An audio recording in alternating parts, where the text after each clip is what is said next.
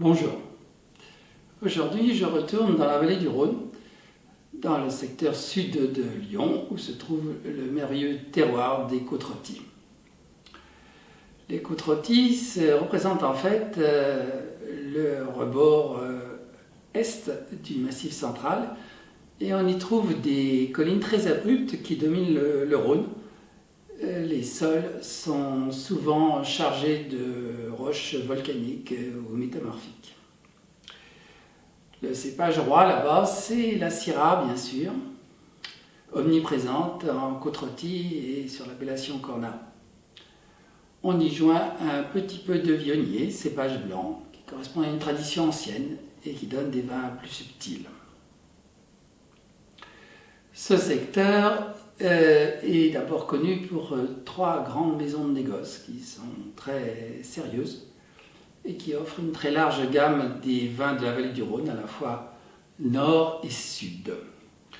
Je parle donc de la maison Guigal, de la maison Paul Jaboulet et de Michel Chapoutier. Ces trois maisons possèdent des vignes à eux en propre et bien sûr font des achats de raisins. Ils manipulent des quantités considérables. Mais malgré ça, la qualité est quand même très suivie. Peut-être actuellement Michel Chapoutier et Paul Jaboulet sont un peu en pointe en conversion bio par rapport à Guigal, qui est pour l'instant en haute valeur environnementale niveau 3, ce qui est le meilleur niveau avant la conversion bio. Ceci étant, ce label n'est pas indispensable pour engager la conversion. Je vous présente aujourd'hui le château d'Ampuis en millésime 2014.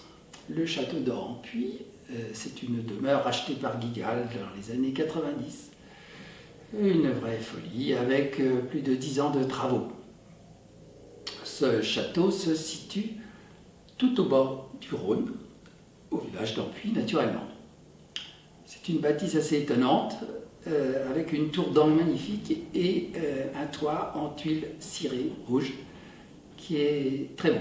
On ne peut malheureusement pas le visiter.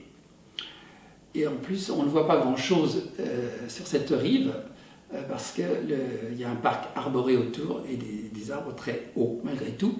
Le peu qu'on voit est très joli.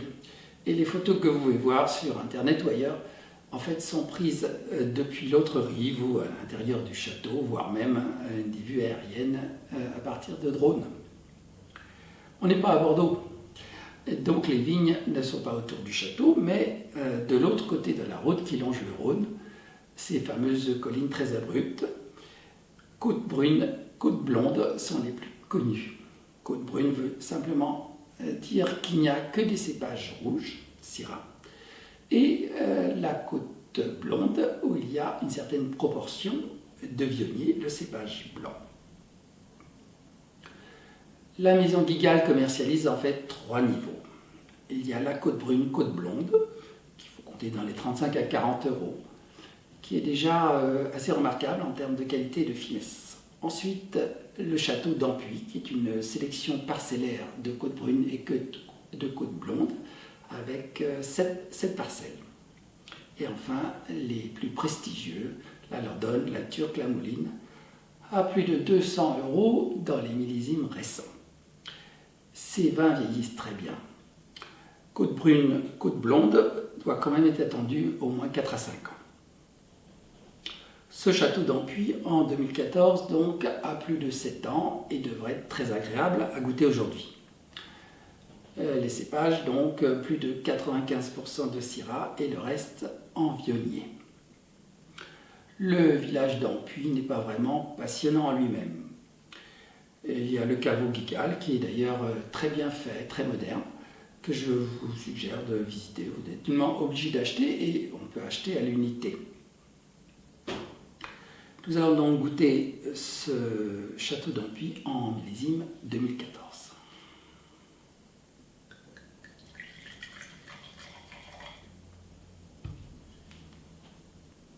La robe est bien dense,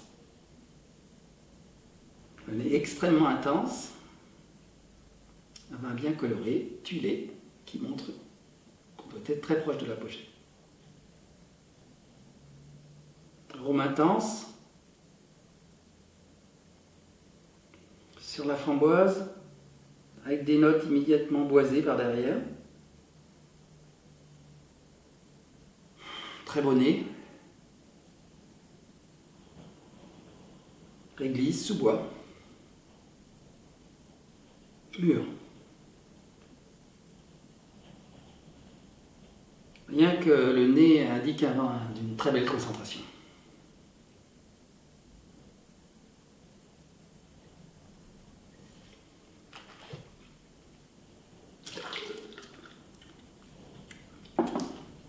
Le vin d'une très belle finesse, sans lourdeur, avec des tanins maintenant fondus. Le vin est à boire.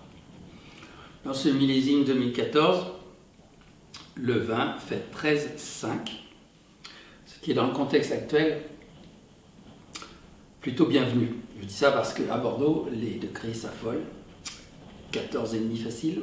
Quant au Languedoc, n'en parlons pas, on atteint 15.